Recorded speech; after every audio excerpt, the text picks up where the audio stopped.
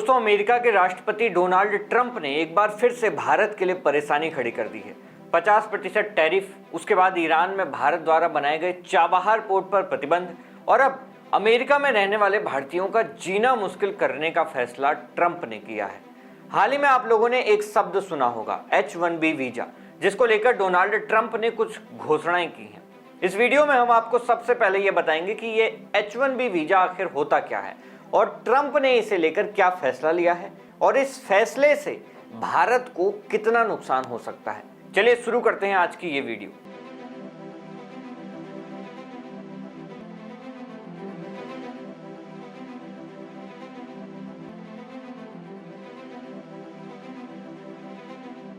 नमस्कार दोस्तों, मैं हूं उमेश द्विवेदी और आप देख रहे हैं सरकारी मंथन। दोस्तों, जब भी आप अगर किसी दूसरे देश में जाना चाहते हैं तो उसके लिए एक डॉक्यूमेंट लगता है जिसे कहते हैं वीजा। अब ये वीजा जो होता है ये कई प्रकार का होता है। जैसे अगर आप पढ़ाई करने के लिए जा रहे हैं तो स्टूडेंट वीजा लगता है, अगर आप ऐसे ही घूमने के लिए जा रहे हैं तो टूरिस्ट वीजा लगता है। इसी तरह मान लीजिए आपकी अमेरिका में नौकरी लग जाती है और आप वहां जाकर पैसा कमाते हैं तो दोस्तों यहां पर लगता है H-1B वीजा। H-1B वीजा एक खास तरह का वीजा है जो अमेरिका उन विदेशी लोगों को देता है जो बहुत टैलेंटेड होते हैं, अपने काम में एक्सपर्ट होते हैं, जैसे कि इंजीनियर, डॉक्टर या फिर सॉफ्टवेयर डेवलपर। खास तौर पर भारत के बहुत सारे IT प्रोफेशनल्स इस वीजा के जरिए अमेरिका में नौकरी करते हैं। अब इस वीजा की फीस जो होती है वो अभी तक 2000 से $5000 के बीच थी, यानी करीब 1,80,000 से 5 लाख रुपए के बीच। और इस फीस का भुगतान अमेरिका में बैठी वो कंपनी करती थी जो भारत से प्रोफेशनल मजदूरों, माफ कीजिए प्रोफेशनल एक्सपर्ट्स को अपनी कंपनी में नौकरी के लिए बुला रही है। ये वीजा 3 साल के लिए वैध होता है और इसे एक बार और 3 साल के लिए रेन्यू किया जा सकता है, यानी कुल मिलाकर 6 साल तक कोई इस वीजा पर अमेरिका में काम कर सकता है।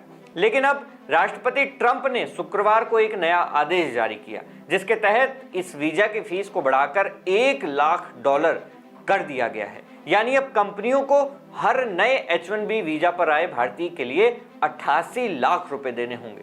ये नया नियम रविवार 21 सितंबर 2025 से लागू भी हो गया है। आपको यहाँ पर एक और चीज बता दूं कि यह नियम सिर्फ भारतीयों के लिए नहीं है बल्कि पूरी दुनिया के लिए बनाया गया है। लेकिन कहा यह जा रहा है कि यह नियम सिर्फ भारतीयों को परेशान करने के लिए ट्रंप द्वारा लाया गया है। दोस्तों, ऐसा इसलिए कहा जा रहा है क्योंकि कहने को तो इसके लिए पूरी दुनिया से लोग अप्लाई करते हैं, लेकिन इनमें सबसे ज्यादा की संख्या में होते हैं भारत के लोग जो अमेरिका जाकर नौकरी करते हैं। आप इतना समझ लो कि 100 में से 70 लोग जो H-1B वीजा के लिए सेलेक्ट होते हैं वो भारतीय हैं। अब जब ट्रंप से यह पूछा गया कि अचानक उन्होंने ये फैसला क्यों ले लिया, तो इसके जवाब में ट्रंप का यह कहना था कि अमेरिका में काम करने वाली कंपनियां भारत जैसे देशों से सस्ते मजदूर, माफ कीजिए सस्ते प्रोफेशनल्स को ले आती है, जिसकी वजह से अमेरिका की जनता को नौकरियों के अवसर नहीं मिल पा रहे हैं और वो इस फैसले से अमेरिकी नौकरियों को बचाना चाहते हैं।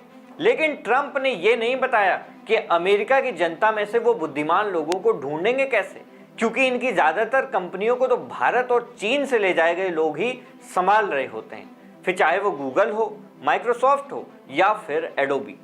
लेकिन दोस्तों, इस फैसले ने न सिर्फ अमेरिका में बल्कि भारत में भी हलचल मचा दी है। भारत के लोग और उद्योग जगत के बड़े नाम इस पर खुलकर बोल रहे हैं।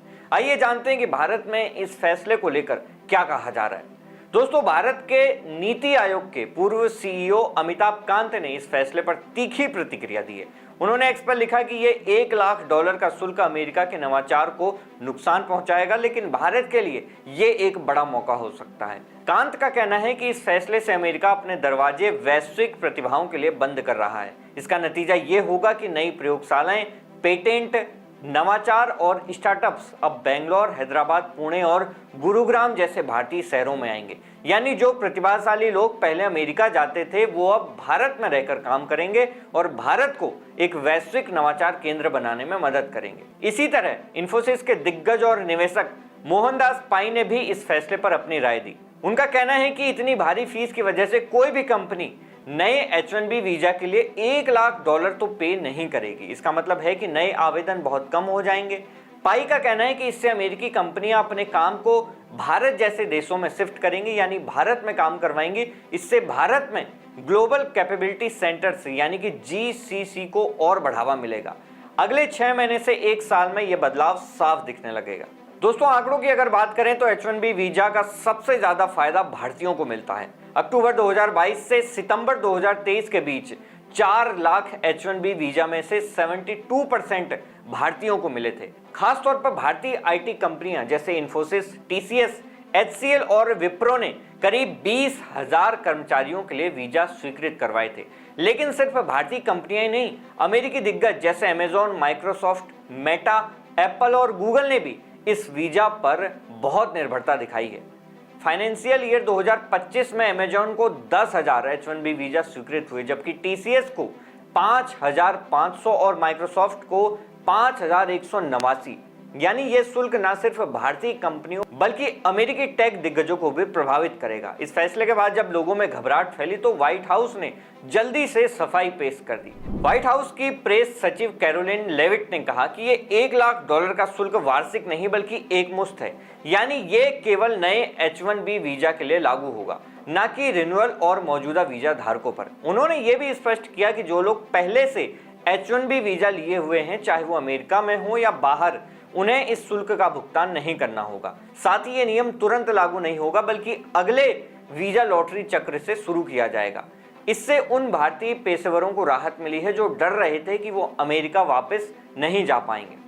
लेकिन दोस्तों इस नए बदलाव से अमेरिका में नौकरी करने वाले भारतीयों को अब डर सताने लगा है कि अब उन्हें भारत लौटना पड़ेगा और भारत वापस आकर कम सैलरी वाली नौकरी करनी पड़ेगी, क्योंकि अमेरिका में जो व्यक्ति साल के करीब 1 करोड़ रुपए कमा रहा था उसे भारत आकर शायद 30 लाख की नौकरी करनी पड़े। दोस्तों ये फैसला भले ही शुरुआत में भारत के पेशेवरों के लिए मुश्किल लग रहा हो, लेकिन लंबे समय में ये भारत के लिए एक बड़ा मौका हो सकता है। जैसे कि अमिताभ कांत ने कहा कि अमेरिका का नुकसान और भारत का फायदा होगा। अगर कंपनियां भारत में अपने ऑफिस खोलती हैं तो नौकरियां बढ़ेंगी और भारत एक वैश्विक टेक हब बन सकता है। आप इस फैसले के बारे में क्या सोचते हैं? क्या यह भारत के लिए वाकई फायदेमंद होगा? अपनी राय हमें कमेंट बॉक्स में जरूर बताएं। मैं हूं उमेश द्विवेदी और आप देख रहे थे सरकारी मंथन। नमस्कार।